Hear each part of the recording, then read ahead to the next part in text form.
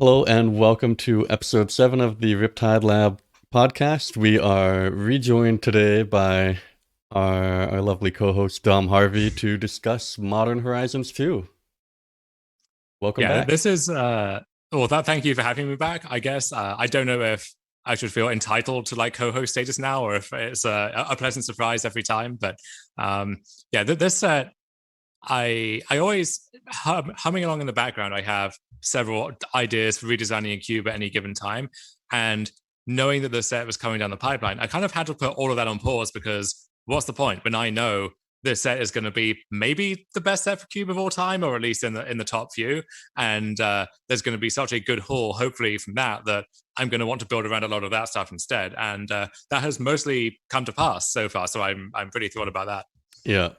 What I like about this set is that it provides a lot of explicit support for some kind of, I guess the community is calling them micro archetypes these days. So people say macro archetypes as like aggro mid-range control, and micro archetypes would be something like artifacts matters or madness. And there's a lot on offer here if that's what you're interested in.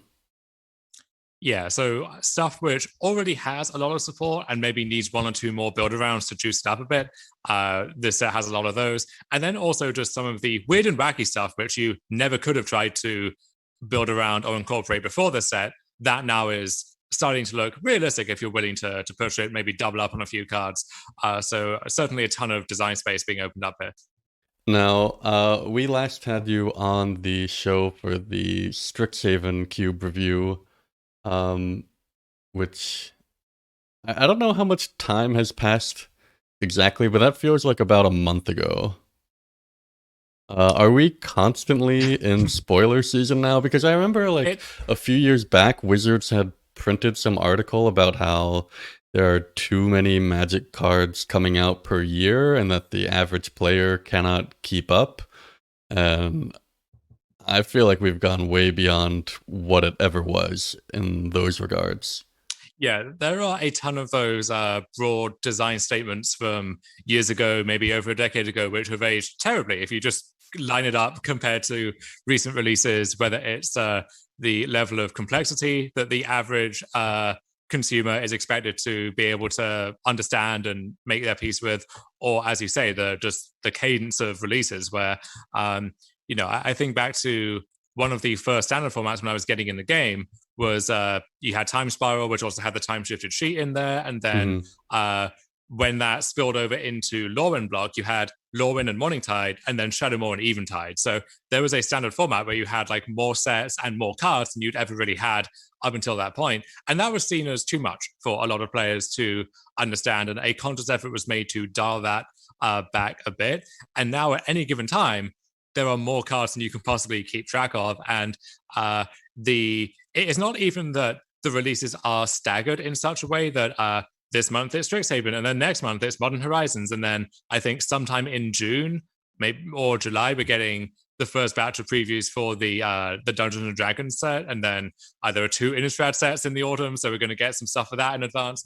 But any given set also has some of the commander decks and the cards specific to those products coming directly alongside it. So I remember during the Ikoria preview season, there would be a ton of cards spoiled where you would see the card and it would be in like 3 or 4 different frames. And often you weren't sure if that card was in Ikoria itself or if it was in the Ikoria specific commander decks that were being released at the same time. So you had to clarify that before you were weighing up the card for constructed at all.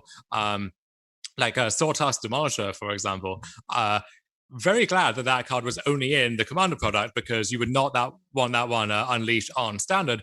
Turns out they just added that to one of the arena-specific Historic Anthology sets, so that card is now legal in Historic on one platform, but it's not actually legal in any younger format or most of the older formats that exist in paper. So it's just like a weird kind of in-between scenario. And that reached its most extreme with Abundant Harvest, where in the Strixhaven Mystical Archive, so already a weird promotional subset of cards in a standard legal set which itself is not legal in standard, but is legal in historic, except for the cards that they banned because they were too powerful and just decided to put them in the archive anyway.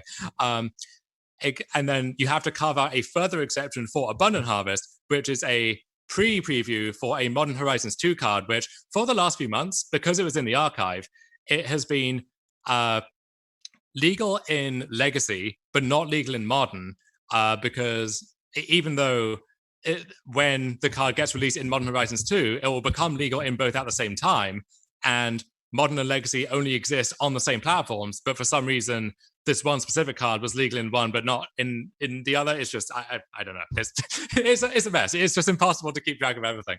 And you talk to anyone who's in charge of like pricing or pre-orders or whatever for any kind of Magic retailer, and it's made their life impossible because for any given card, it's like, well, this comes in 3 or 4 different treatments or foilings or frames, and now they're using different terminology to refer to different things. So an etch foil in Strixhaven and for the Mystical Archive meant something completely different than it means for the cards that we're getting for Modern Horizons 2. And I don't know if you have seen the kind of flowchart or the graph for which types of booster you can get specific cards in for this set. No, but I've long since lost track of what their booster terminology is. But I suppose that's part of booster fun, is learning new terminology. I suppose. But anyway, you need a flowchart to understand that now.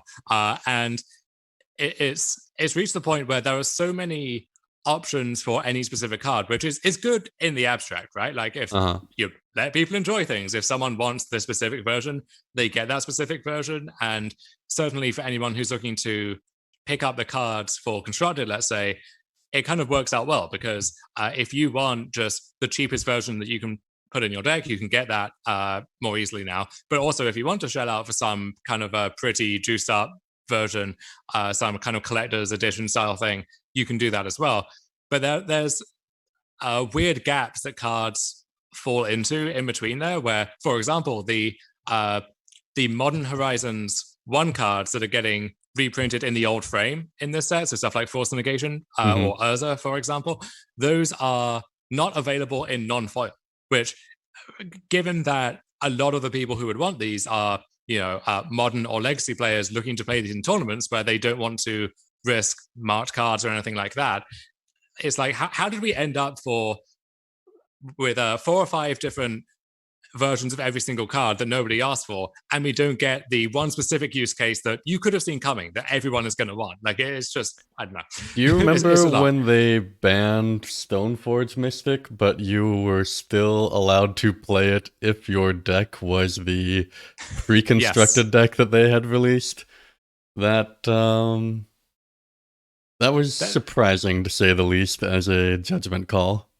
Yeah, well, that was in an unfortunate era where they did not expect to have to be banning cards in standard every other set. At that point it had been 6 years or something, and then after that it was another 6 or so years, and then the floodgates truly opened, and in the span of 18 months we had 20 cards banned in standard, because that's just how it goes nowadays. No,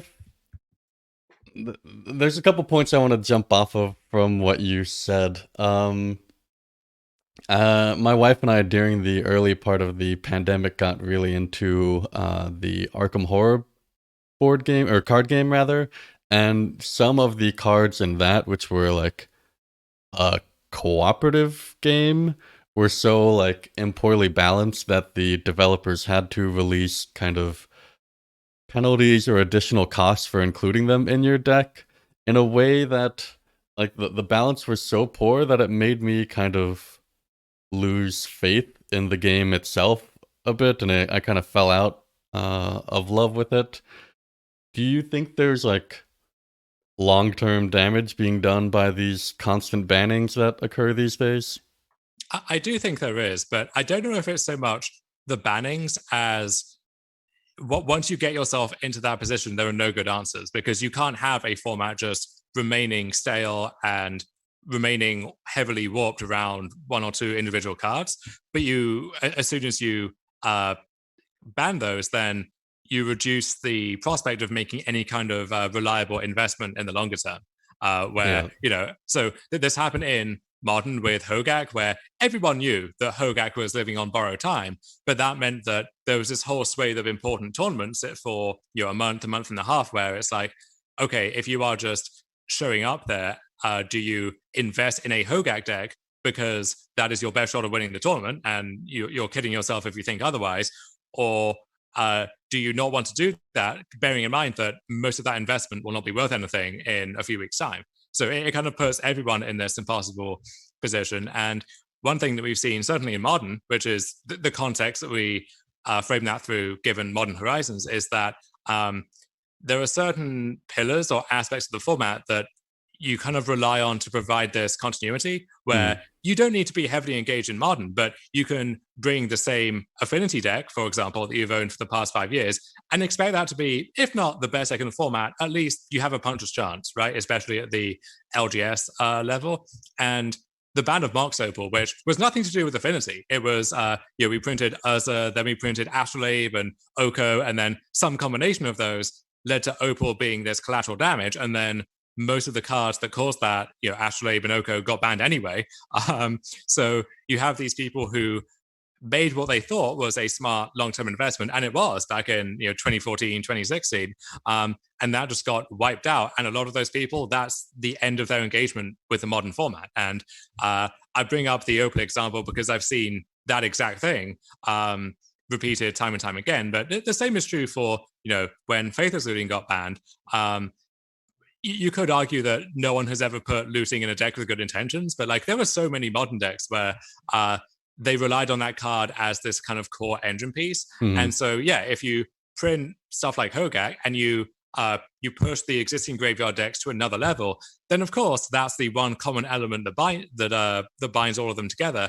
But then beneath that, there's a whole layer of these casual competitive decks which rely on looting, and those just get wiped out by a kind of ban like that. So you get to the point here where there's really no good answers, and the way to avoid that is to, I guess, power down altogether. But then for a set like this, what's the point if you're not going to take big swings, and some of them are going to have a big impact? So there's the failure case of we pushed this too far and now we have to take action. But there's also the more subtle failure case of we didn't push anything far enough, and none of these cards are actually making their mark in Modern or in other formats. And you see people joking that this is just Commander Horizons, the set, and it's like, well, I don't know what you want from the set at this point. Either that's true and the set does nothing, or this is going to age terribly because it's 2 days in, and if in 2 days' time they spoil the next Hogak or the next Urza or something, then that is going to age like curdled milk. So there's no way for that statement to look smart. And also, at that point, what are you hoping for from the format, right? If it's not going to change anything. I mean, when Wizards prints a set, they are serving increasingly many masters, and one of the examples that I remember from the previous era where I was active in drafting in my local game store was Ash Zealot in Return to Ravnica, which has I believe in the Return to Ravnica triple Return to Ravnica draft, that this has functionally 3 lines of trinket text. And so there are lots of emergency printings over the year that have been made to address problematic standard cards, and a lot of the cards that you see coming out in Modern Horizons 2, which I think some of them are pushed beyond where they need to be, likely are printed because of the nature of Modern itself and the metagame there, and a card which may be very kind of unpleasant to play against and pushed in Cube might be perfectly innocent in Modern. And the card that so far I have been most offended by in spoiler season, if you will, is Rokiric, which I Okay, these podcasts are technically going up on like Spotify and elsewhere now, so I'll describe the card. It's a 3 mana Boros, 3 power, 1 toughness with hexproof from monocolored, and whenever you cast a multicolored spell, create a 4/4 red and white golem artifact creature token. To me, this reads a bit like a love child between True Name Nemesis and God Eternal Oketra, where there's probably a very small number of removal spells in your cube that can actually deal with this. And if you have a deck built for it, the amount of value you can get out of this card if it stays out of the board is fairly obscene. I don't mind this one so much because certainly in a cube context, you have like random thought tokens or something lying around, which means this can't really get into combat. And unless your cube is jam packed with both fixing and more gold cards than the average cube has, it's hard to trigger this so often that it becomes just obnoxious and runs away with the game. You could argue the rate is so good that you only need to trigger it once, and I could certainly buy that.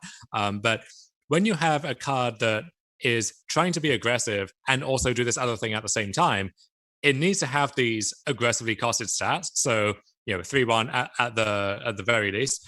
But then if it is just a 3/1, it's kind of so vulnerable to everything that you need this additional layer on top to just give it some kind of protection.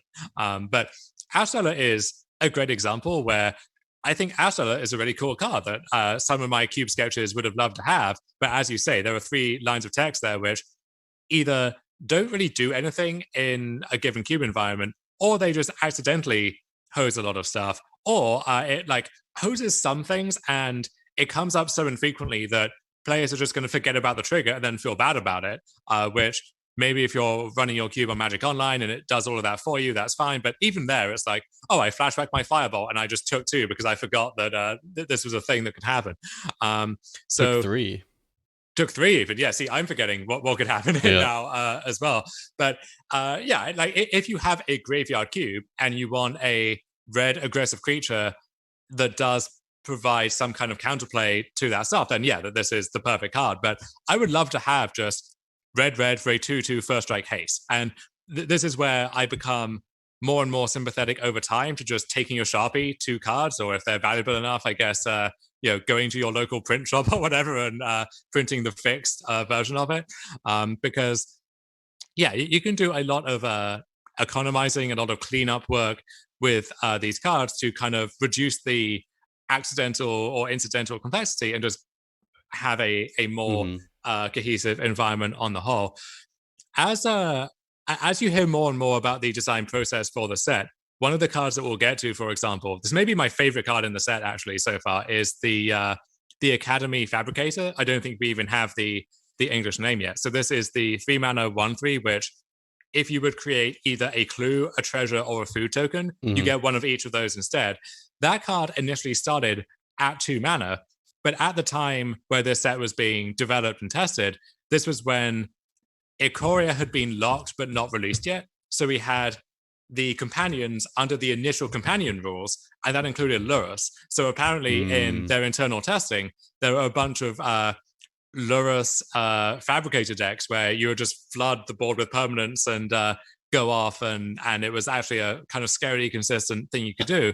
And so that card had to be switched from 2 mana to 3. Now, if here in May 2021, when we hear about that and companions have been nerfed because inevitably they had to be, who would even think that was a good idea in the first place?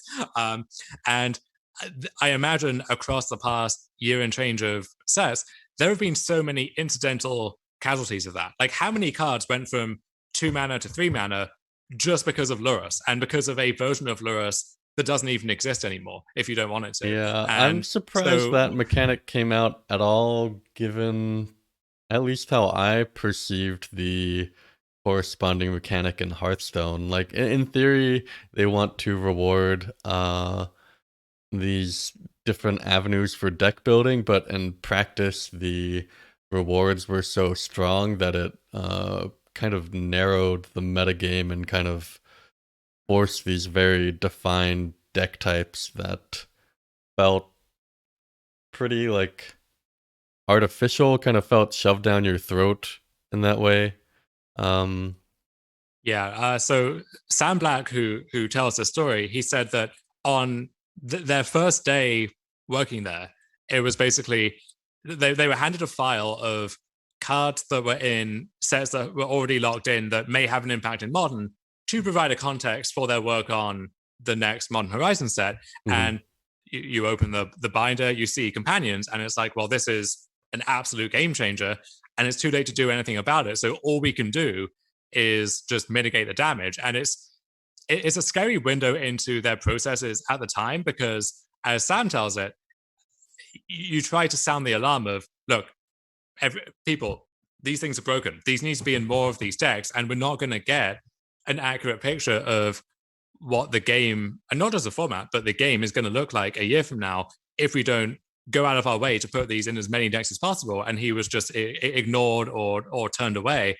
And so eventually the edict came down that, look, if this turns out to be a problem, then we'll just fix it somehow. Something will get banned, something will get changed, but you still have to design with that knowledge in mind. And so like we know that card, the Fabricator, had to be powered down because of that. And how many more are there that we just are never going to hear the origin story of? That, if they had been 2 mana instead of 3, actually could have done a lot more work and would have been a lot more appealing. So with all of that in mind, I used to have a much greater objection just aesthetically for myself to, if I didn't like something about a card, just I'll take my Sharpie to it, and now this is a 2 instead of a 1, for example. But when you hear stories like that, it's like, well, okay, maybe I should just make this Fabricator the 2-drop that it was meant to be and was intended to be, instead of a 3-drop, and see what happens, right? Like, are Right. people going to complain about that?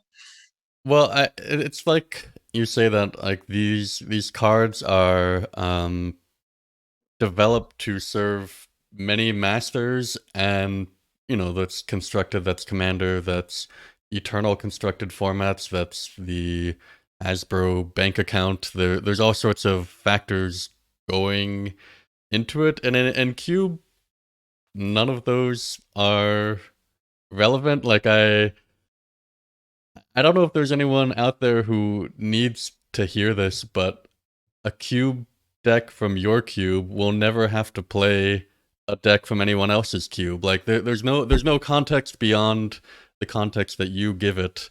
And I've found that, like, so I took like a 5-year break from Magic, and I think coming back from that has liberated me a bit from this need to keep up with the Joneses, if you will. Like there are plenty of cards that come out that I am very content to just ignore, and maybe that's not the best stance to take as a fledgling. I don't even want to say this word, but content creator. Um, but I feel like, all right, I'm gonna transition this into something that You're an came up artist, Jason. recently in our community, where there was kind of a blow up about card evaluation, and the origin was kind of a disagreement about how strong this card is, and there were people saying it's very weak these days. There's people saying it's still a cube staple. I guess my take on it is that I don't think card evaluation is that critical. Let's just pick this card that we brought up, where I'm coming from it like through the lens of, like, I've been building Eldrazi Domain recently, which is like a mid-power cube and has a multicolors matters theme, and a ton of multicolor cards. And in that context, this is like so far and away like above the curve for like where I want the set. And I've found God Eternal Ketra to be very miserable when not answered. And I think you at the time brought up the perspective, like maybe it's good to have some cards that can swing games to this degree to like keep a certain gameplay dynamic. And I think that's like a healthy level of discourse that you and I can give our opinions on it. Whether you're right or I'm right doesn't really matter that much. Like, if this card is very strong, and you put it in your cube and it's like oppressively strong, you're gonna find that out through playtesting.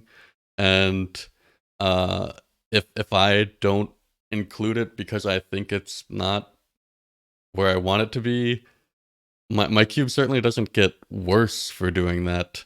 And so I feel like both types of misevaluations are fairly harmless. And to me, a card, or like more accurately, a set of cards, are successful from a design perspective based on like how they meet my goals. Are they creating the drafting and gameplay dynamic that I'm looking for? And it's pretty easy to like see what makes a card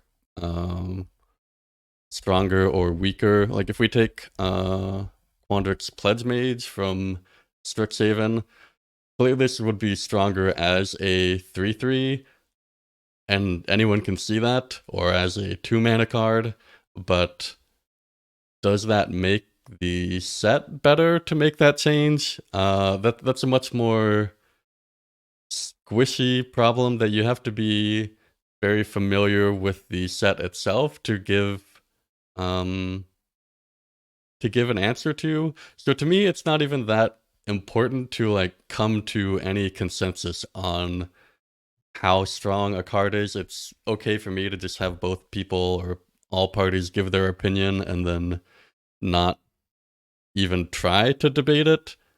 And so I wanted to give that context because we're going to be discussing some very powerful cards in this set, and I think it's perfectly reasonable to include or exclude any of them based on what your design goals are for your cube. This is where it actually helps if there is more of a homogenous attitude to what your goals are and what standards you're using to evaluate cards. Where, I think one issue that we've run into in our own little community across the years is we try and make it a place where you have a bunch of really different perspectives communicating at best or like colliding at worst sometimes. But what that can mean is sometimes you end up talking past each other, where someone makes a statement which only makes sense in a very personal, specific context, and then it gets treated as an objective, universal judgment, and then the conversation just inevitably devolves from there. Whereas, for as much as it's easy to make fun of like the power max mentality, or however you would want to frame it, if you go in one of the many cube discussion forums where implicitly or explicitly most of the discussion is centered around that, then it's easier to have conversations like, yeah, this doesn't stack up compared to the top 5 blue cards in this row, and people kind of can take a lot of that for granted, and there's no chance for the conversation to just be doomed from the outset. So I guess that's just the important thing to keep in mind at all times, is to both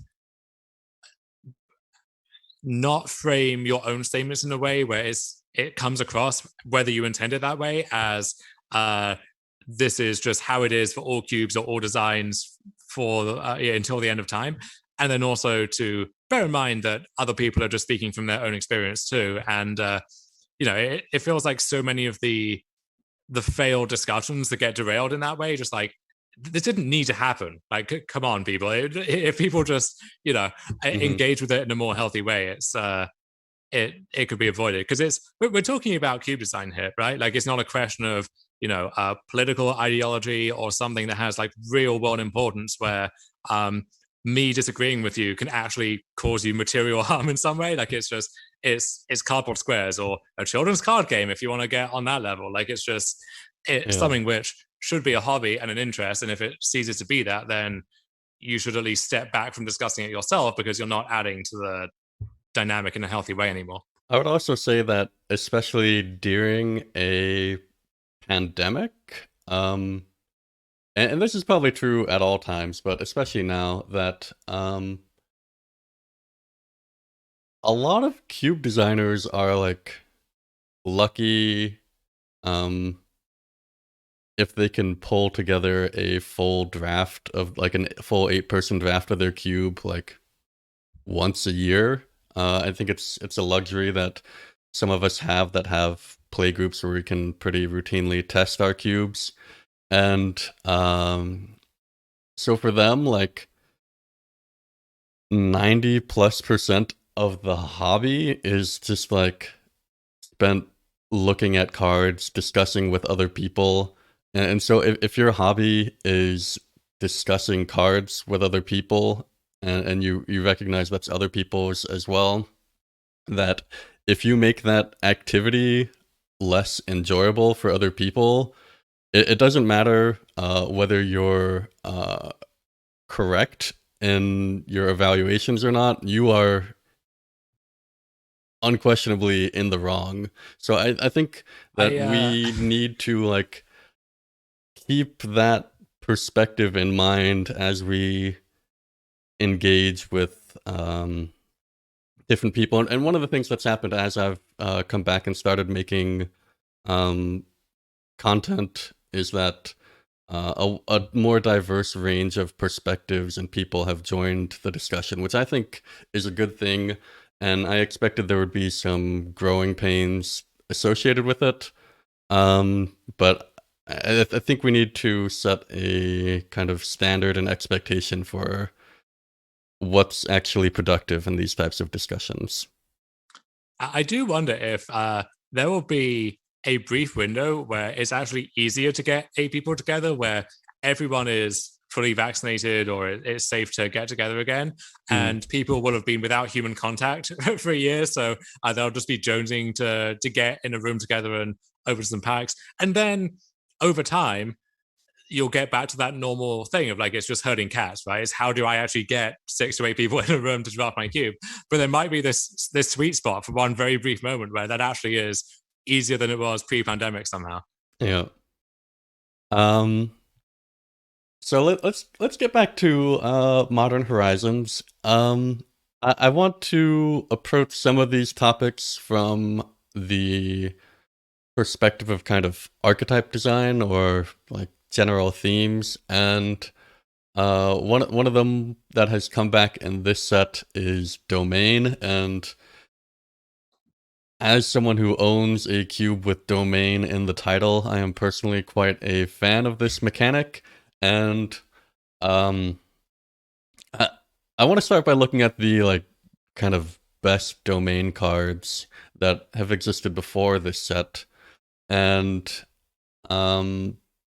when I first added evasive action to my cube like 8 years ago, it was not something that I saw in many other lists, and certainly the context of this card changes as you increase your fetch land density in a like shock dual land mana base.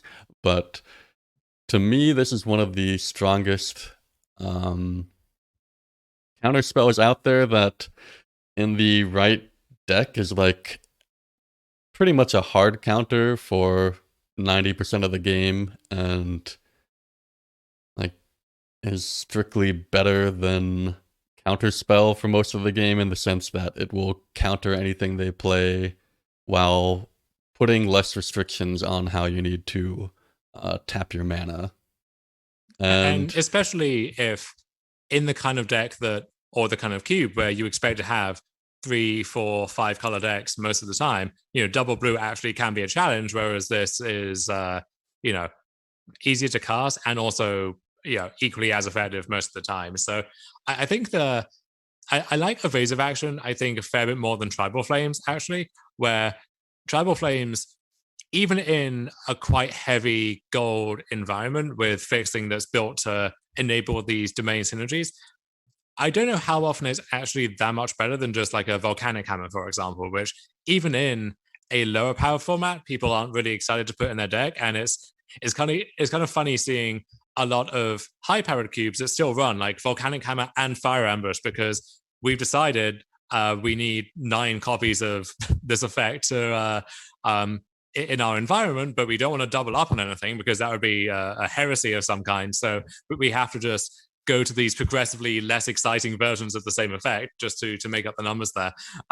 But I guess, you can create decks in these formats where maybe on turn 2 it's volcanic hammer and that's okay, and then on turn 6 it's 2 damage or 2 mana, excuse me, for 5 damage, which is a really good deal. And at that point, it starts to look good. But this is the kind of thing which I don't think you can really be half-assed about. You either have to really lean into this stuff hard or not at all. And in a cube whose literal name is Eldrazi Domain, then that suggests which approach you're taking there. But I don't think you can have a domain like sub-theme or like a really minor domain synergy in your cube and just put these cards in and expect them to perform well.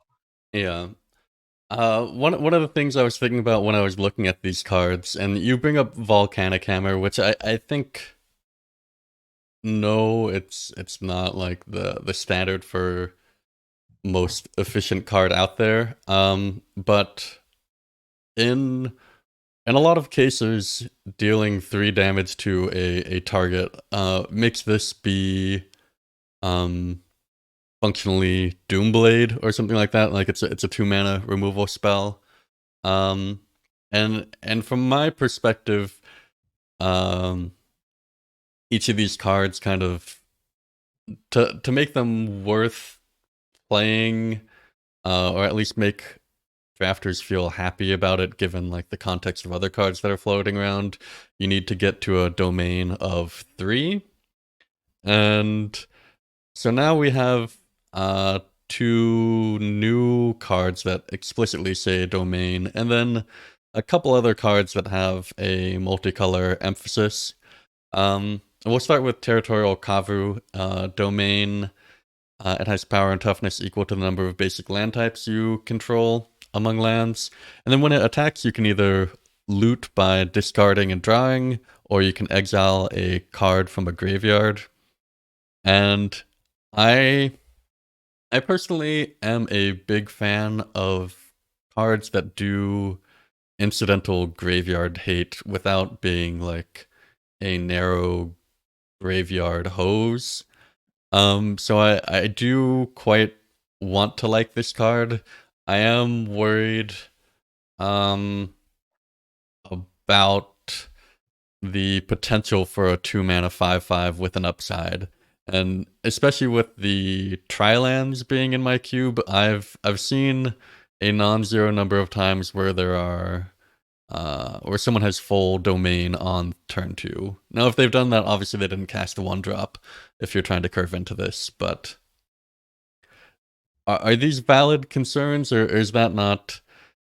Is this just kind of like a Tarmogoyf where it'll start at a reasonable rate and grow throughout the game, but that the gameplay patterns will be pretty nice? I think it's certainly a valid concern to have, but I think more likely than that is you want to have a really nice reward for players to get domain, not just at some point in the game, but as quickly as possible. So if I build my deck where that rare 10% of the time I get my my Triome into my dual land and I get the 2 mana 5/5, I think that's a fine thing to happen every so often, and that's a nice incentive for really committing hard to that. And I know in Modern you used to have this domain zoo deck, and people now are looking at that archetype with these 2 new cards, where if you have 12 or more of these original or Zendikar fetches, and you can go fetch a Triome into fetch the Shockland in the other 2 colors, and then cast one of these, you get a fully powered Kavu or Scion of Draco on turn 2, and that's certainly a great rate. I don't know if it's even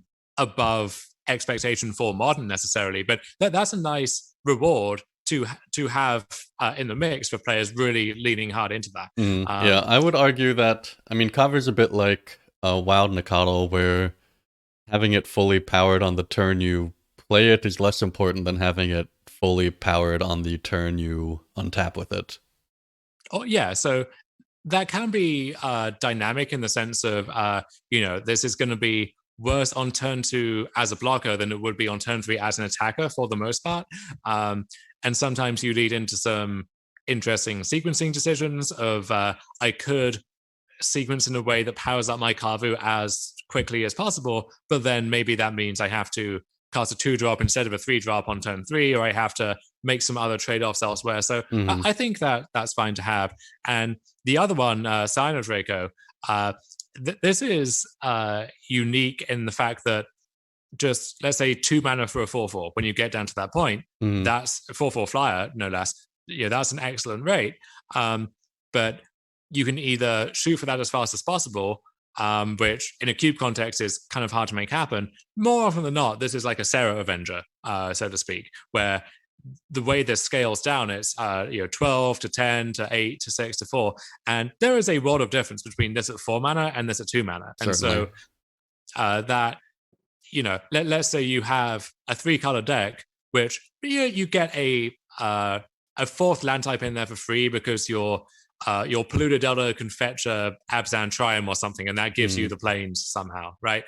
Now you look for ways to shoehorn that 5th one in there, even at what might be a substantial cost, just because getting to cut the price in half on this is a big reward. So I like that this, is playable enough as a 4-drop, but so good as a 2-drop that you really go deep down that rabbit hole trying to make it work.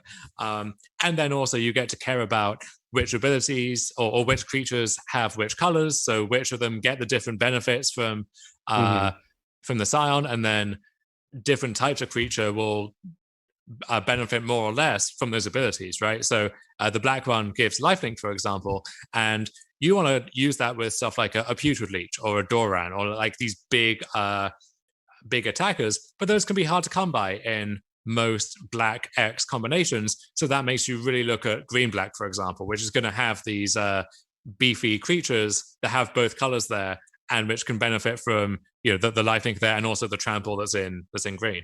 Yeah. So I really like this as a card to build around.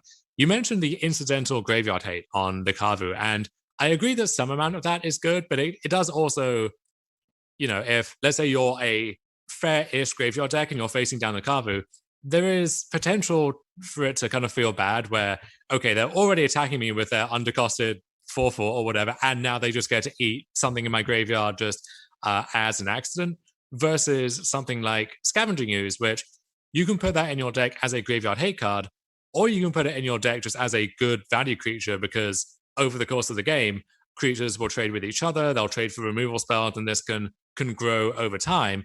And also, if you get paired against a graveyard deck, then obviously that's going to be one of your better cards. But with that one, it feels much more intentional. Like, this is what the card is about, versus the Kavu, where if that line of text did not exist, no one, that's not swinging the decision as to whether you play it, as to whether you cube it for literally anybody. Whereas if you take that line of text off Scavenging Ooze, then that changes what the whole card is about. Yeah.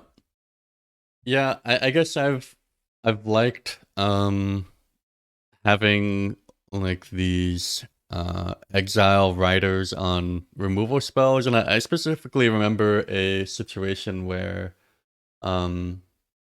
my opponent had a Sin Prodder on the table, but I also knew they had a what's that one that creates a goat token to sack, the black 3-drop? Oh, the Woe Strider, yeah. Yeah, I also knew they had a Woe Strider in their deck from a previous game, and I had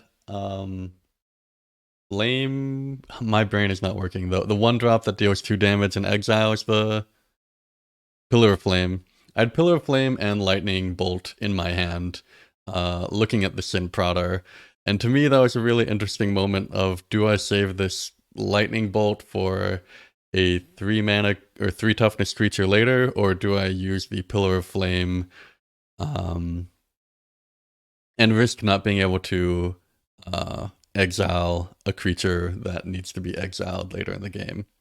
I will say if you are a cube owner and looking to get into modern with kind of a fair deck, back in the day, the only constructed article I ever wrote was on 5-color domain Tribal Flame Zoo.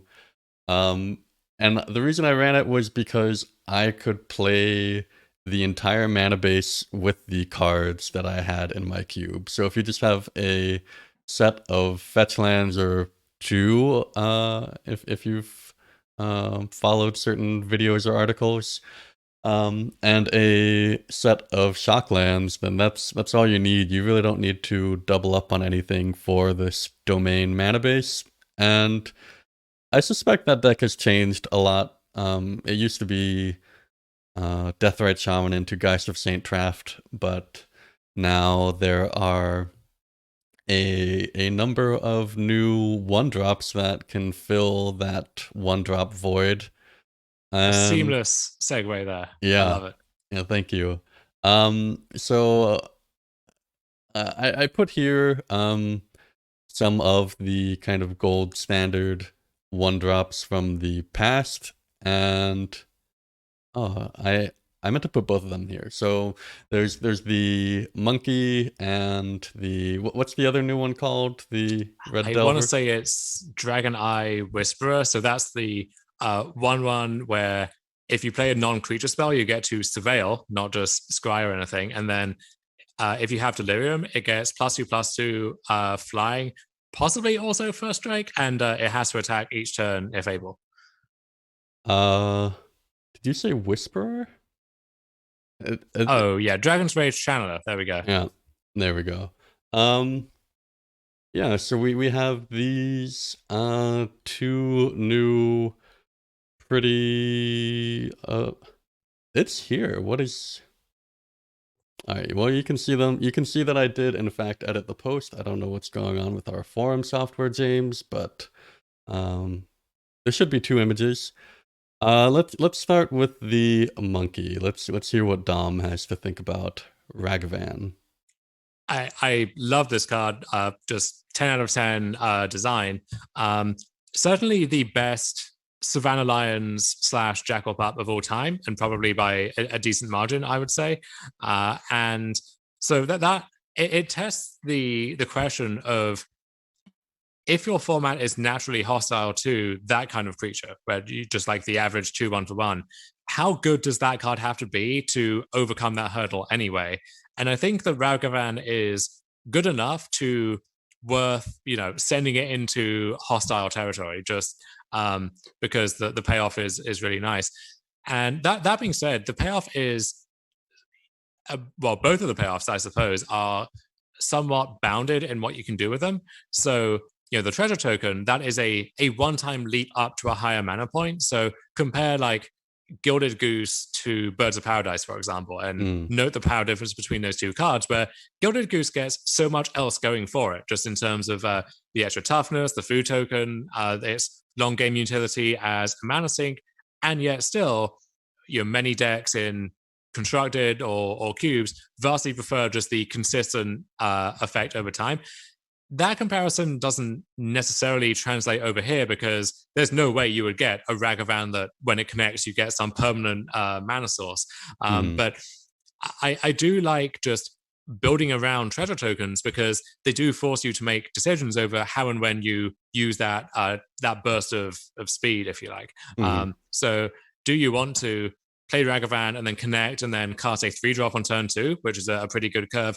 Or are you happy to leave that token in play so that on a future turn you can, let's say, play a pair of 2-drops or play a removal spell to get Ragavan through again, and then when you do, that lets you cast another spell, or bearing in mind that you also have this kind of Thief of Sanity, Night Vale Spectre kind of effect, where you get the top card from their deck, but only for that turn. So do you want to stock up your treasure tokens so that the next time you connect, if you hit something that costs 4 mana, let's say, you do now have the mana to cast it? A lot of interesting decisions going on with this card.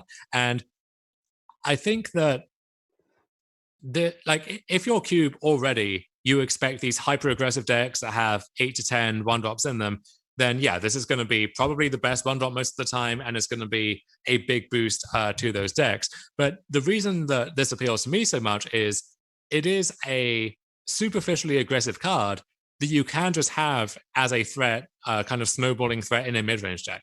And I think those are much more interesting on the whole than these cards which you have to play on the first turn or the second turn, because by the time you get to turn 4 or turn 5, they're mostly obsolete at that point.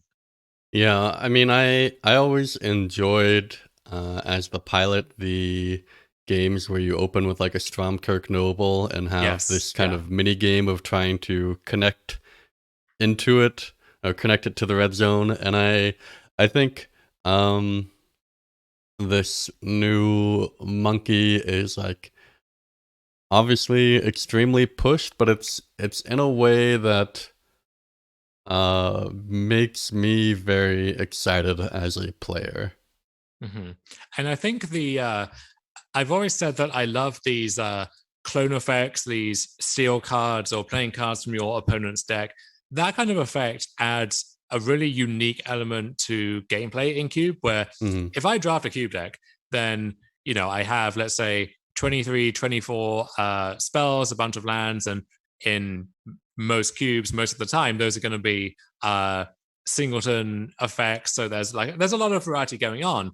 And if I play against your cube deck, which follows the same template, then that's going to have a lot of replayability to it, because there are so many different draws that each of our decks could produce. So that's not going to grow stale as quickly. But think about what happens when you aren't just playing with the cards that are in your deck, but also a kind of random limited subset of your opponent's cards, where that adds interaction to your deck that you didn't even know were possible, and which those themselves are going to vary between your opponent's deck and your next opponent's deck or your third opponent's deck, where if I'm against a green ram deck this round, then what I can do with my Ragavan hits is going to be very different than if I get paired against a reanimator deck next round or a blue-white control deck in the third round.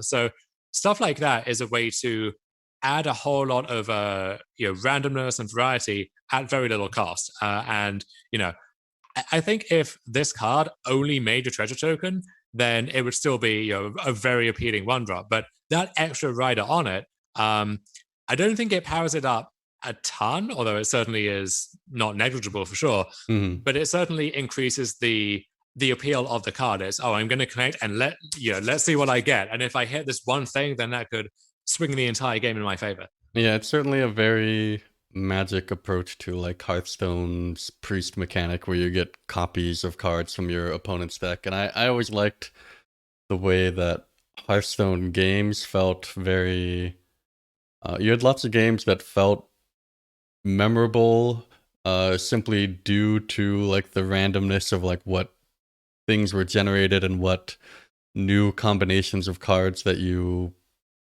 like maybe will never see again in a game that you play.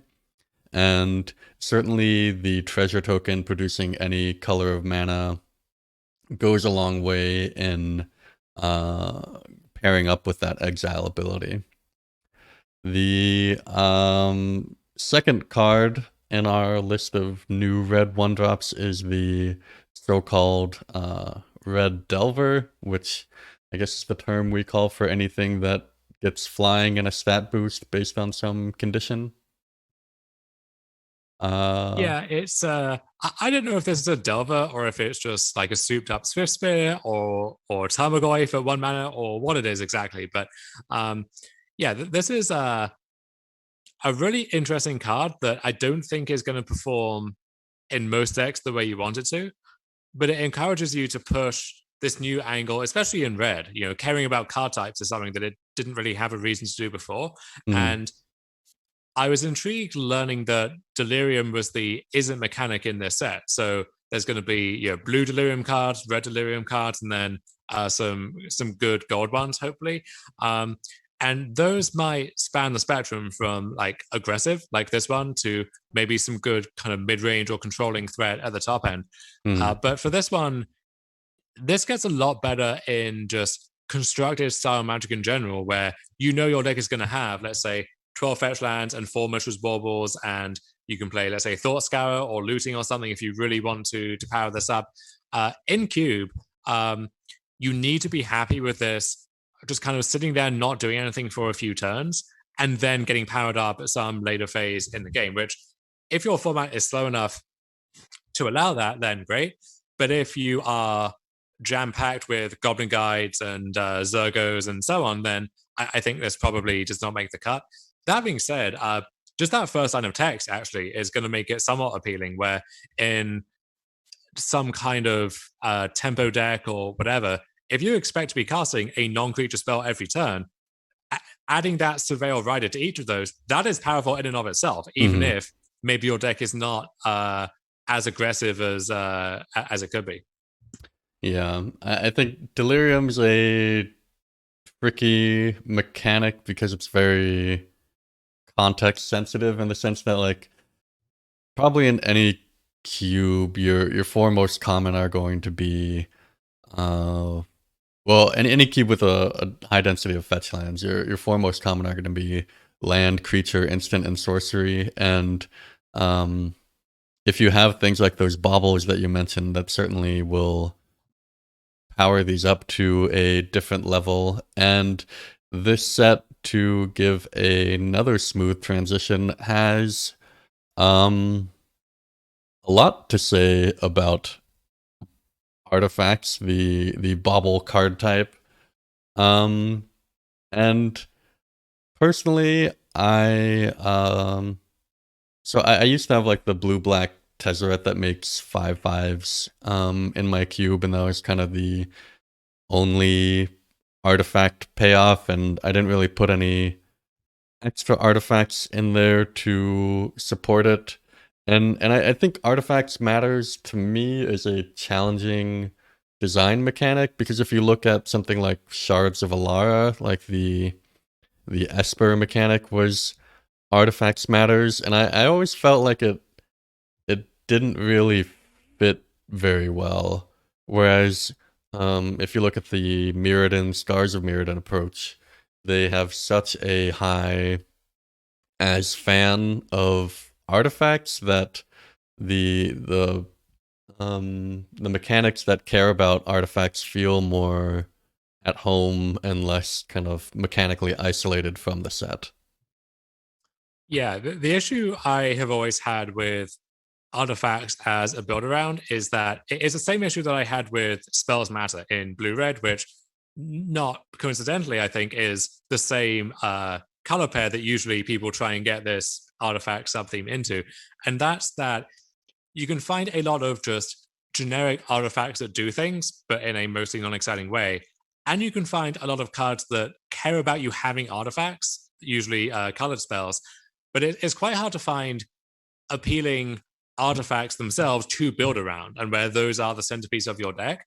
And I think that probably is what needs to change in order for a lot of these artifact decks to come together. So if you have stuff that you really want to recur with, Emery or Goblin Welder or stuff like that, or where you could have things like Glintnest Crane or the Antiquities War, where you have a lot of ways to dig for specific artifacts, and then once you find those, you kind of unlock all this power in your deck.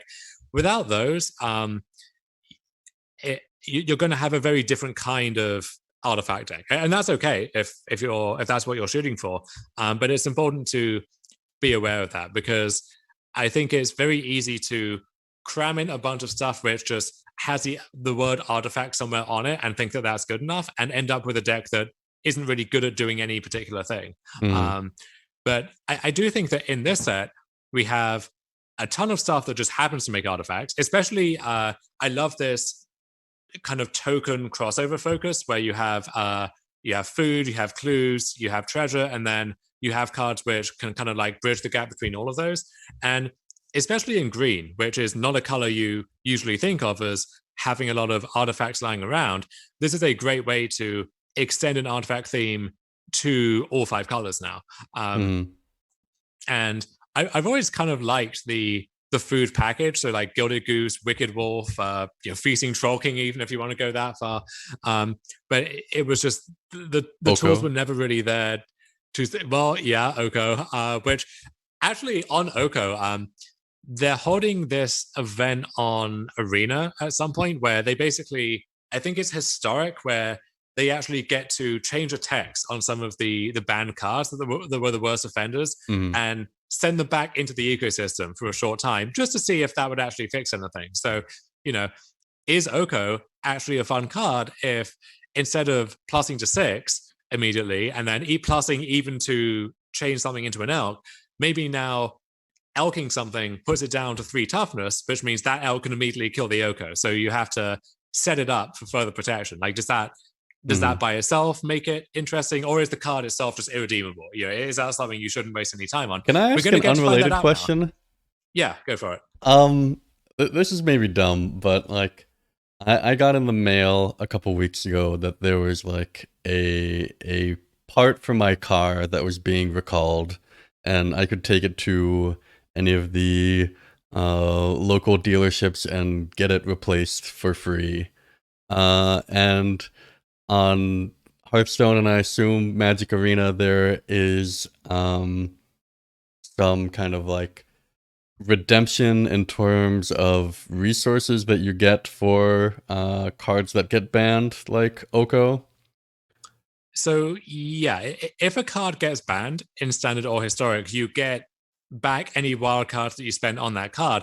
The issue there, though, is so to take a recent example, in the Mystical Archive, Tainted Pact was one of the cards that for some reason got added in. Mm-hmm. And that turned out to be, in conjunction with Thassa's Oracle, of course, that turned out to be by far the best deck in Historic.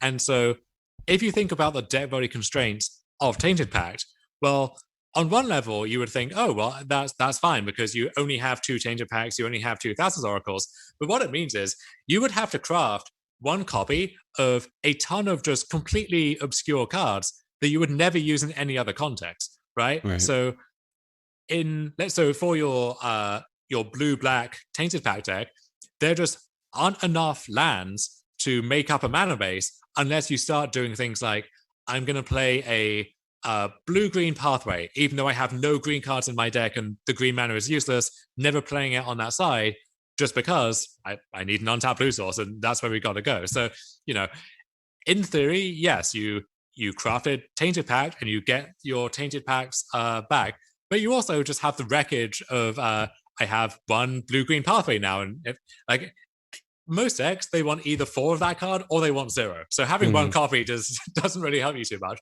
But you just end up stranded where you have all these random cards now, and there's no dust system like I think Hearthstone used to have. There's no kind of partial redemption that you can change one card into another card. It's just, well, you're stuck with this now. I'm sorry.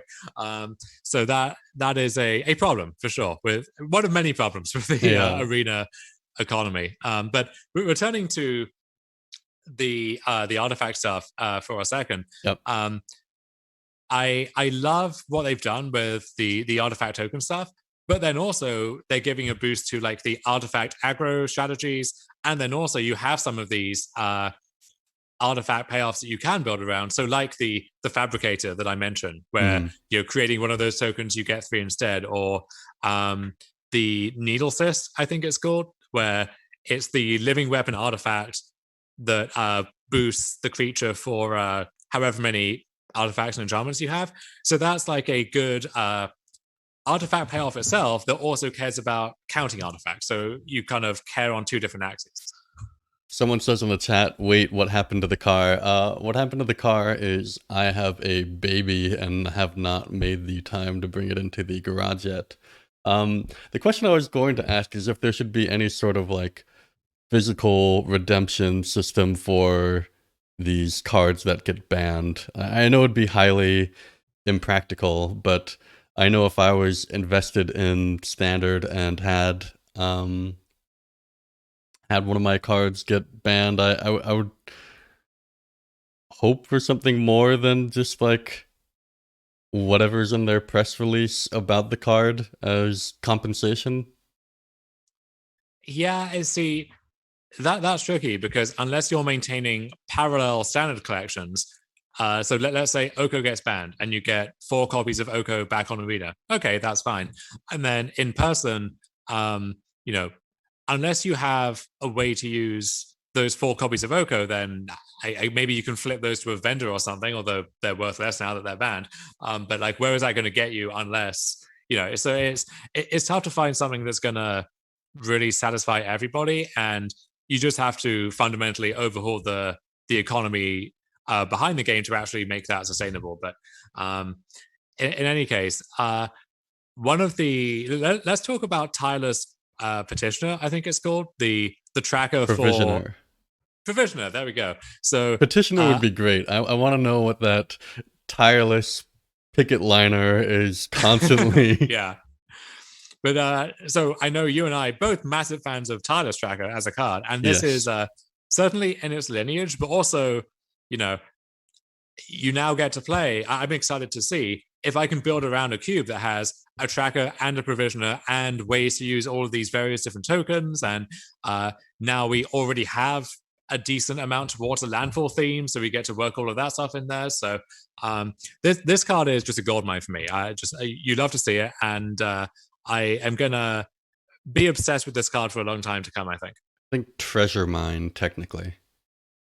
Yes. It is very funny that when we came back to Ferrous, they had to use gold tokens instead of treasure because that was on brand for that plane. Yeah. Whereas we now have all of these cards that care about a card that does exactly the same thing. Just this token that the game text is identical, except because it's called treasure, it now is a lot more powerful instead. Yeah, I do think someone in the forums posted the comparison to Lotus Cobra. So if you choose the treasure token, it's kind of like the Lotus Cobra trigger, except the mana doesn't empty at the end of your turns and phases. Yeah, you have that mana kind of stored up in a battery to use whenever you want. But those cards, of course, work very well together as well, right? Yeah. Like you go turn 2 Cobra, turn 3, you play a fetch land, you make a mana, you can now cast this and then crack your fetch land and get 2 more triggers. So you can really go off there. And I think the key for this is going to be have stuff that doesn't just care about any one of these tokens, but which just cares about either total artifact count or just you get some payoff for tapping artifacts or sacrificing artifacts. So of course, all of this stuff works fantastically with Urza, and anything that makes an artifact works fantastically with Urza. But also, you could do some silly stuff with Inspiring Statuary if that's your thing, or just like a God Eternal Bontu. You have all of these different tokens cluttering up the board, and now you just get to convert those en masse into a ton of cards.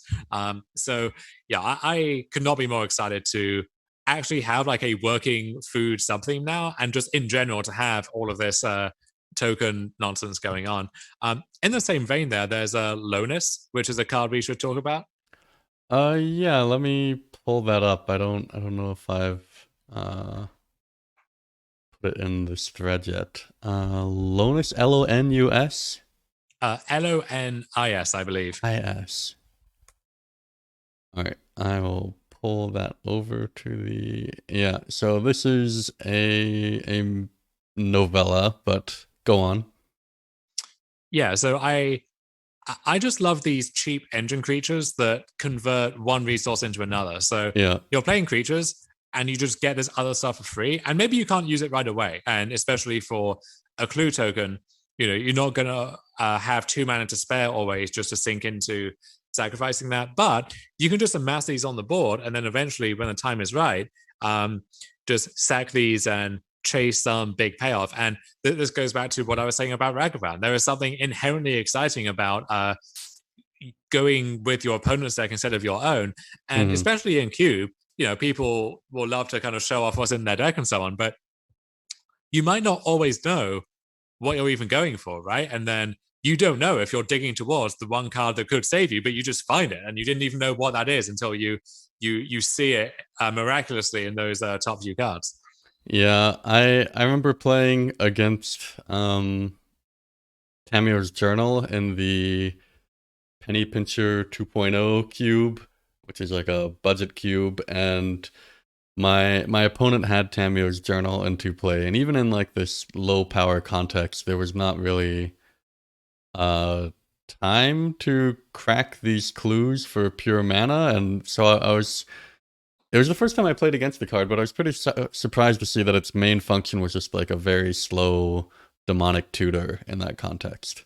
And so it's a little weird where I think investigate as a mechanic in some ways is better in a very fast-paced, hyper-efficient cube, because if most of the cards in your deck cost 1 or 2 mana, then there's a higher chance that you can crack a clue and then draw something that you can immediately cast. yeah, Whereas if every deck has a bunch of 4s and 5s and 6s, then often you crack your clue, you draw a card, and you have to wait an entire turn cycle now to play that card, and you've wasted the rest of your mana. So there is like a weird trade-off involved there. yeah. I mean, also if your cards are much cheaper on average than you, I mean, no matter the speed of the format, you start with 7 cards in hand, and if they're all very cheap, it's more likely that you dump them at a quicker rate than in a slower format, ignoring all other factors. I do also love having a bunch of stuff like this, which it's not explicitly a blink payoff, right? But it is also in the right deck. It can function in that way. So I'm already having visions of doing stuff like, play Lonis, play some other creatures, play Urza, and now I get a bunch of artifacts, and the construct is really big, and then I can tap all of my new clues to play Yorion or something, and then I flicker all of my other stuff, and then get a whole bunch of tokens again. Of course, Skyfisher, which I will already make the case for to anyone who will listen. But even now, there's so much additional stuff you get to do there. Yeah, to those of you who are maybe new to Course Skyfisher, there's a lot of interactions where you can just play this and bounce itself, so you have like a 2 mana repeatable enters the battlefield enabler on a stick. Oh, one of my favorites, Greenbelt Rampager, I think is going to be sensational with that as well. I do not know this card. It is the elephant in the room, Jason. Think of an elephant, and there we go. Yeah. So yeah, okay. You just if you have no other energy, which you're not unless you have some energy sub-theme in your cube too. And secretly, I was hoping that we would get some energy cards in this set, but it looks like that's not going to happen now. You get 3 castings of this card, basically. So you can kind of amortize that cost over the course of a few turns, or you can just play this and get 3 Lonis triggers or 3 triggers from... I like returning a Vengevine just by casting this twice in the same turn, for example. Oh, that's really cute. Yeah, a lot of cool stuff you can do there. Yeah, I like that. Let's jump to Damn. This is the Damnation Wrath of God / Doomblady new card that we have. So I hate this card, and not because I hate the design, because the design is, absolute round of applause for that. But I knew the moment I saw this that the bulk of the discussion here, if you go on these discussion forums and there are like 60 new comments on the thread for Damn, you know that a good 80% of those are going to be, do I classify this as a mono black card, or is it a mono white card? Is it an Orzhov card? Is it a hybrid card? Like, who cares? Just put the card in your cube and enjoy it. And you don't need to concern yourself with that. Yeah, I think one thing that I've found in control decks is that, like, in cube control decks, like at some point you generally want to commit to the board. So like you've put in like 3 or 4 wraths in your deck to make sure you have enough density to actually draw one. And then as the game goes on, inevitably you draw a second or a third, and you want to play creatures onto the board, and so you either have to like just sit there to hope to get value out of your second wrath and not commit, or you play your guy and then have dead cards in your hand, and this kind of gives you an out in that situation. Mm-hmm.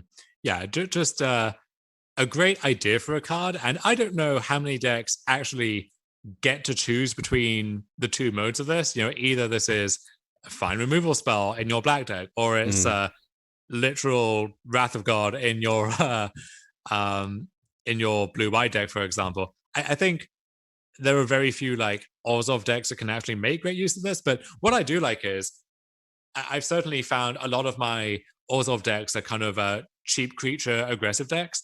And sometimes what they want is just another Doomblade go for the throat to swat some blocker out of the way. mm, But then just having the theoretical out of Wrath of God in your deck changes the way that games have to be played. And especially those decks, because they have black, because they have some of these resilient threats in white, they're actually good at breaking the symmetry on a Wrath of God, even if their own board is flooded with permanents at the time they're casting it. mm. Yeah, it's certainly an interesting card. It is definitely a reading complexity tax on your new players relative to Wrath of God, which is one of the cleanest, or certainly Day of Judgment is one of the cleanest formatted, uh, easy to grok cards in history, and this is going to take them a moment longer. But I think if that's not a concern in your design, then there's pretty little downside to making that kind of swap. Mm-hmm.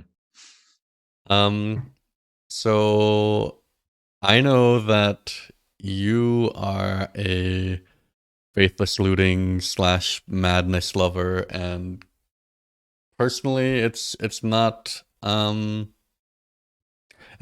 a mechanic that I've dealt a lot with, but um, you must be excited about this new package or the new tools for the existing package. What are those tools, Jason? Can you be more specific? Oh my god. I've Are you referring to Asmarano, Mardico, Dicina, Colicar by any chance? did you practice that beforehand? Yeah, I've this isn't my first rodeo. I've so didn't just rattle that one off on the first take there. I I always get I start reading the beginning and then my brain skips the O to say ASMR and then I kind of stop there every time. I did give an ASMR reading of the card's name as well, which delighted and horrified people in equal measure based on the feedback I got. Oh nice. Yeah. So that card that you mentioned, among a number of others, I think to a certain type of player, these kind of madness interactions are everything they want out of Magic. Yeah, this is it's just like I don't know if this is a good idea, but I love that it was an idea somehow. And this is does it even make sense to describe this as a tie-in to your food package or whatever? I don't know. But I love that this card exists. I think that if you're pushing that kind of madness deck, then just this as a 1 mana 3/3 already has a lot of appeal, regardless Mm, of any other text that might be there. And then the fact that it has this other hypothetical tie-in means that you're going to feel really satisfied when you have a board that already just has a bunch of food tokens for some reason, and then you get to play this and just mow down everything in sight. um, I find it very non-magic, if you will. Uh, Pretty much every time that a card refers to another specific card, it gives me very strong. I'm not actually familiar with the game, but like strong Yu-Gi-Oh type of vibes, where it's like a very explicitly defined these two cards have to be played together, and I think um how would you handle this kind of second paragraph on the card in terms of how you approach your cube construction? And I know a lot of people deal with like these voucher systems or like a implicit double pick that you get the other card when you draft one, or you can just ignore it and Sharpie this card. What's your take on it? I think it's okay to just give them the cookbook. If I don't think that principle scales well. Like if you take one card and then you get two other cards or three other cards, at that point, a lot of your deck building is kind of being done for you. So Mm. I used to have a Squadron Hawk in the cube where once you drafted that, you would get either two or three other copies of Squadron Hawk. But even just at two other copies, I found that by having three slots in your deck already spoken for, that almost was the bigger appeal of taking the card, was that now you had so much more flexibility in the drafting process over, I only need to find 19 or 20 other playables, for example. That lets me take a chance on these fringe cards, which may not work out, but, if they do, the ceiling is very high, Mm. as opposed to I'm taking Squadron Hawk because I care about Squadron Hawk, which is, that's what you want the point to be. I don't think that's really the issue here, because with this card and the cookbook, I actually think, depending on your environment, both of them can be perfectly fine by themselves, even if they didn't refer to each other. And having those be a package deal, I think, is perfectly fine. Yeah, so the cookbook, for those unfamiliar, is a 1 mana artifact that lets you 2 activated abilities, one where you discard a card to create a food, and one where you pay 4 mana and sacrifice it to regrow a creature from your graveyard to your hand. Yeah, this is just a good card, because if you have a repeatable, free way to convert one resource into another already, just in the dark, that sounds appealing. And then when that cost is a free discard outlet, that can often be a benefit depending on how your deck is constructed. So this card, even if you had to pick it in the draft and it wasn't being tutored up for free by its owner, this would still be, a decent card for like a low to mid power level cube that had a madness theme. And so I think this is just a fun card, which is you're gonna get that for free some of the time, and that's good. I like that. Yeah, so regarding madness, I've traditionally viewed it as one of those mechanics that you kind of need to be at like a mid power level in your cube to support. And I know there's a number of people who are now putting like entire playsets of Faithless Looting into their cube to really power up both a range of interactions with looting. Does the set of cards that you've seen so far affect your view on the range of cubes that can kind of support madness at the power level that you expect an archetype to be at? I don't think so yet, unfortunately. There's madness as an explicit sub theme. Cards that have the word madness on them, or some of the Amonkhet block stuff where when you discard cards then you get to do other things. And we don't have many more good enablers for that. Yeah, and even if you did, it's hard to see how any of those could really compare to Faithless Looting, for example. But we also don't have that many more good payoffs, which the red Basking Root Waller is a welcome addition, but not a game changer in those terms. And then we do have the new Lurgoyf, the Necrogoyf, I think it is, which is a good card in a full-on madness deck, but I don't think it's that appealing if you're just casting it for its sticker price. And that's really the issue, is that with these madness decks, if the cards are not good by themselves, then you end up being so reliant on those enablers that you're going to have draws which just fall apart and do nothing because you don't have a good enabler, or maybe your enabler is a creature and it dies through a removal spell, which is a thing that is just going to happen in games of Magic. So I think that it's good if you have other kind of graveyard tie-ins. So let's say your black-red deck, you have some reanimation spells, and we've got a few new candidates there in the set. Maybe it has like a Croxer or something, or maybe some of your discard outlets also have graveyard tie-ins, so like Seasoned Pyromancer, let's say. And you have a cohesive deck that can sometimes get good discounts on these Madness cards or do whatever. But you can't fill a deck with stuff like Bloodhole Priest, I think, was the one from the second Innistrad block, where it's like, yeah, if I could rely on triggering this every time, then fantastic. But I can't, and so this card is just not acceptable at the end of the day.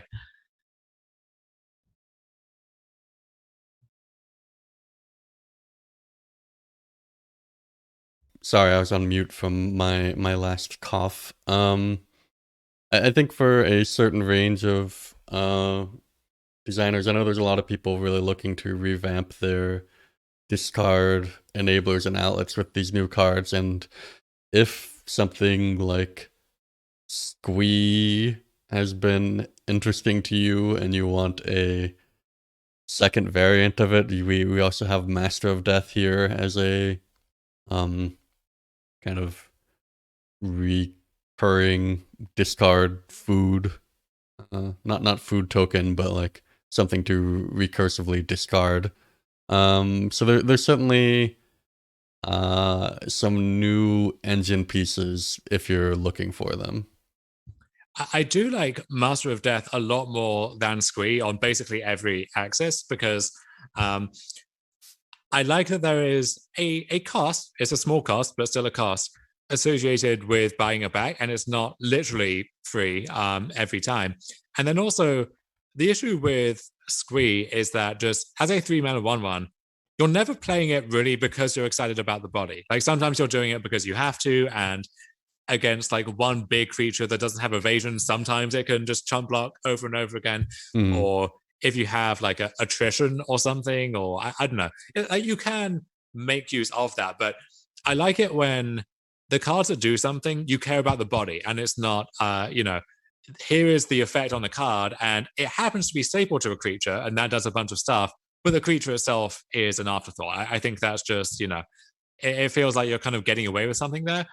With this, so 3/1 Surveil 2, that's like a fine limited rate, not something you would be excited about for Q, but yeah, sometimes just casting this over and over again, turn by turn, maybe you have equipment that you can put on this thing. Zombie Wizard are two good card types that can kind of key into other stuff. Like that's a good thing that you get to explore now. Yeah, certainly it's less embarrassing to hardcast than Squee, and like imagine a zombie deck, for example, where you go turn 1 Crypt Breaker, turn 2 activate Crypt Breaker, discarding this, upkeep, pick it up again, cast it, and now you have 3 zombies, so you can draw the card that you surveilled into, and you have a pretty formidable board. Or you mill a bunch of your deck at once, and then you pick this up, and then you cast this, and that lets you recast a Gravecrawler, and then that lets you cast or trigger this other thing. So this is it kind of sets off the chain more so than Squee does, where Squee is just, I have this card that lets me discard something every turn. This is the card I discard every turn, and there's nothing much more to that equation. Yeah, I had a like fan mail video that I put up where I answered a number of questions, and one of the questions was like, what's an archetype you've tried to make work over the years but not been able to do successfully? And I answered there like blue-black zombies, and it's certainly been a hard sell in the past, and I imagine it still is. I don't know, probably at certain power levels it can work, but I still find that like the blue-black cards that they print are so marginal if your primary intent is on turning creatures sideways. Yeah, it's a lot of fiddly stuff that doesn't really go anywhere. There was a Kaldheim card actually in a Navi, which if you are willing to do the snow house rule thing, is pretty good for that archetype. But yeah, for the most part, that's always felt like it's been a card or two away. That being said, we do have another discard payoff in this set, which explicitly pushes that kind of strategy that may be worth talking about. Which one is that? So that's the Lazotep something, which I think we only have in Korean at this stage. But this is, I believe, I'll put up the text here. This is 1/3 for a zombie wizard. It's a blue-black 2-mana card. Yeah, so it's a 1/3 zombie wizard. So again, good types. Whenever you discard a card, you may pay 1. If you do, amass 2. So that's you put 2 +1/+1 counters on an army you control, and if you don't control one, then you create a 0/0 army first. So the War of the Spark mechanic. And I think I really like this design because if it was you just create a new 2/2 every time, then we've seen that play pattern before with stuff like Drakehaven or that zombie infestation. Even it feels somewhat repetitive. Whereas now it's I create a threat, and that threat gets bigger and bigger and bigger over time. And I think that's a better thing to encourage. Are there any changelings in the card pool that have interesting interactions with Amass? Yeah, there's a changeling outcast, so that's the 1/1 unblockable for a black, and then I guess Mutavolt as well. Secretly, that was something I wanted from the first Modern Horizons and didn't really get, and was hoping to get from this one too. Is just and even Time, which had changing in the set, but then didn't really give us much on that front. I just want more good changelings at a price to move, and they just refuse to give me any. But yeah, so it goes. I was editing this thread before the podcast started, but I also lost internet midway, so some of the things I put in there are not in there. I think what I want to close out today by looking at the Evoke Cycle that is included in Modern Horizon 2, and these are some pushed cards that they've printed. Yeah, I think they're going to be perfectly acceptable in a cube context, but are going to have massive ripples throughout every constructed format that they're in. And we don't even know the red one yet. We don't know if that's going to be the best of the cycle or the worst of the cycle, somewhere in between. But yeah, these are...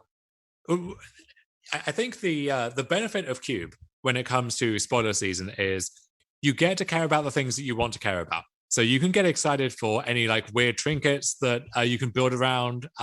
You can, if you like the big flashy mythics from the set, you can build around those.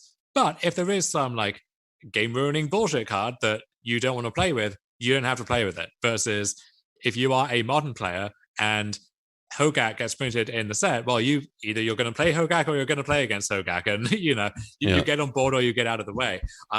These are those cards for this set, I think, where I think the rest of it seems at a perfectly fine power level, tons of interesting cards, home run design-wise for the most part. These are the ones where we could look back at the set in a few months, then this is mainly what they're remembered for, because, gameplay is just so heavily revolving around these in Modern or Legacy or Vintage, for example. Whereas in Cube, even if you play those cards, and even if they turn out to be annoying some of the time, I mean, it's a one-off in a 360, 540 card format. How often is that actually going to be obnoxious, right? So, and some of these I think are perfectly fine to mess around with. I don't know if, in Modern or in Legacy, if you build a deck around, I'm going to cast Grief on turn 1, I'm going to take the one card that I care about in the next turn or two, and then I'm going to do some busted thing with the time that gives me. Okay, that's bad. In Cube, if this is unmasked plus a bunch of interesting interactions, that's okay. No one's going to complain too much about that. Yeah.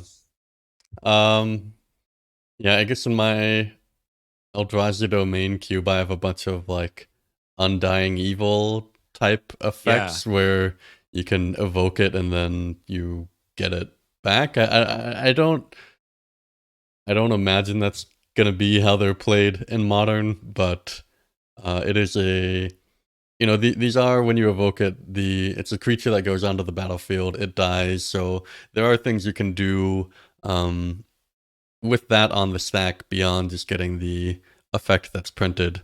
Do you have favorites among these for a cube context?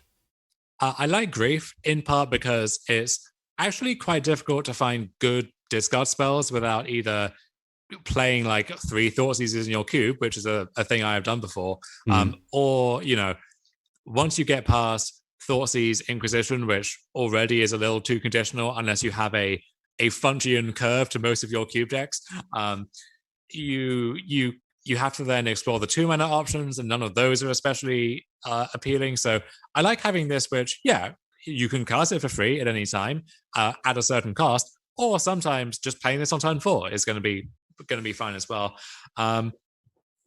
maybe endurance, where although that is pretty on the nose in terms of graveyard hate, so Mm. you gotta watch that. And then Solitude, given that white has a bunch of good blink effects, so you pair this with Ephemerate, that's going to be pretty terrifying. Or even just like play this for free, play Restoration Angel in response to the evoke trigger, and now you've done the thing. You've made a serious impact there. If that's at a good power level for you, then I think that keys in pretty nicely. Yeah, my concern is that some of these I play my cube on Moto, and I think a card like Ethereal Forager, for example, looks like a fun card, and then when I checked it 2 weeks ago, it was 80 tickets. And I know Yeah, that it's the Force of Negation from Modern Horizons 1 and the Pyromancer are still quite costly there, and it's like I I could spend the money on them. I've trouble like justifying that when considering the opportunity cost of what else that money could be spent on. yeah, and there may or may not be other good delve cards in the set. We don't know yet. So even in that narrow range of cards, there's other stuff you can be doing. But yeah, these are going to be priced to move in a very literal sense as well, especially when the set first gets released. So go to your local print shop, I guess, if you're looking to mess around with these. Write the word solitude on a basic plate. It's like whatever you need to do, just to face some useless draft common. But probably going to be the better route there. Yeah. All right. Well, other than complaining about this weird statted merfolk with 3 upsides, I think that was about all I wanted to cover for. The funny thing is this even the best 3-mana merfolk in a merfolk deck? Like Probably not. You've got the Regery if you just want another Lord.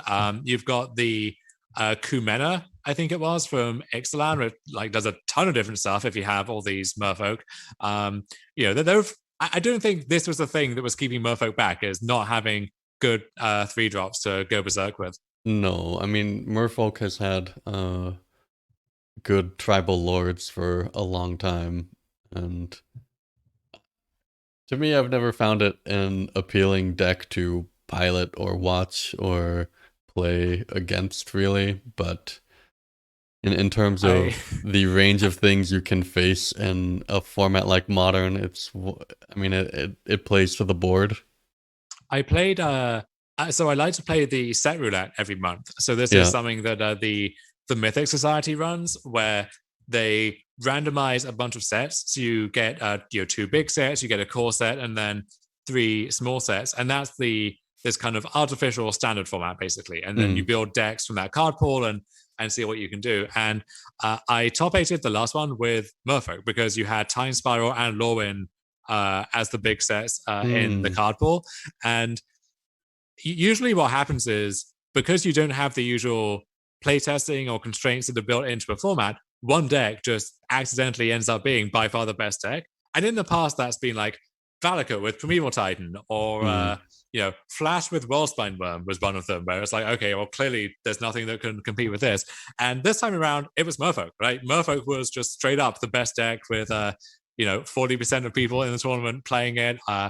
You had some players who played main deck Merfolk Assassin in their Merfolk decks just for the mirrors. Nice. So it's maybe it's a good sign when that is your best deck, as opposed to some just ridiculous nonsense combo or something. But that was just a fun and surprisingly timely anecdote there. Do you guys like? Because like in standard, like people pretty quickly like iterate through matches and get results online. And for this set roulette, is there some more like containment of information to like make it a more even brewing field, or how is that handled? So people do break off into testing teams or whatever, and there's a European contingent which has a lot of the the strongest players in general, and also the players with the best pedigree in the format who test together. So that's a kind of a closed shop going on over there. But what the organizers have started doing is the Tuesday after the event that takes place on a weekend, they run like a small like F&M follow-up tournament on Magic Online. And so that gives you a chance to, play that brew that you considered but didn't end up putting the trigger on for the main event, or if you saw a sweet deck in the main event, then you get to try that out here.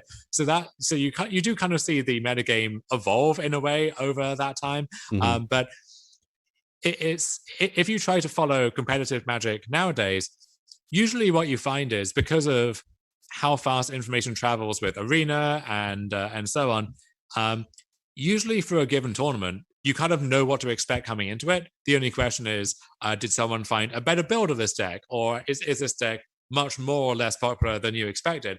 It's rare that a deck just completely comes out of left field and takes everything by storm.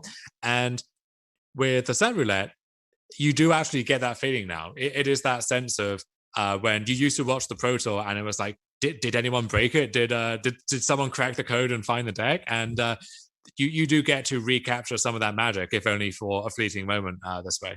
Yeah, I remember that one of the first when I was really getting into playing Standard, one of the first Pro Tours I watched was when Kavu was unveiled, and that was a pretty exciting moment to see that all of a sudden Squadron Hawk was part of this like hidden tier 1 strategy. So I think it seems like a fun approach. We tried to make it work on the forums once, like 7 years ago, but there's just not enough of us in the small community that care about playing fake constructed formats. I don't mean fake in a bad way. Like I think this sounds sweet, but that's my jam now. That's basically most of what I play these days. Is I'm in this Australian 7-point Highlander League where every card in Vintage is legal, but you have to pay costs depending on their power. And so you can't put all 5 Mox in your deck, for example, because each Mox costs 3 points. And you have a 7-point budget. Right, yeah. So that creates some interesting deck building considerations there. I'm playing in a pre-Innistrad Legacy League, so before, Delver and Snapcaster and so on, just how it was back in the day for the old men out there. Just a bunch of these like either throwback formats or made up formats. Those are honestly some of the more fun ways to engage with Magic at the moment for me. Yeah, and I imagine it's more like personal in a way, that like it's a smaller community and there's not really the stakes or like the atmosphere that you get with like the formats that are open and played by everybody. Yeah, and there's a sense of variety to it, and it's kind of a semi-competitive where people they want to win and they have fun brewing up decks, but no one's taking it so seriously that it just gets solved and then it becomes boring. So it's kind of the right level there. And they've done some like legacy rotisserie drafts, vintage rotisserie drafts.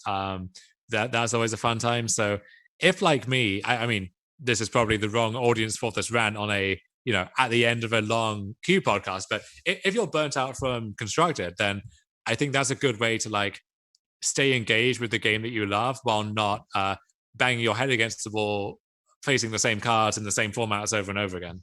Yeah, well, I think at the end is a good place to put it, because like I put these on the YouTube and YouTube gives you the statistics, so I know that on average, if you click on it, you will watch for 24 minutes.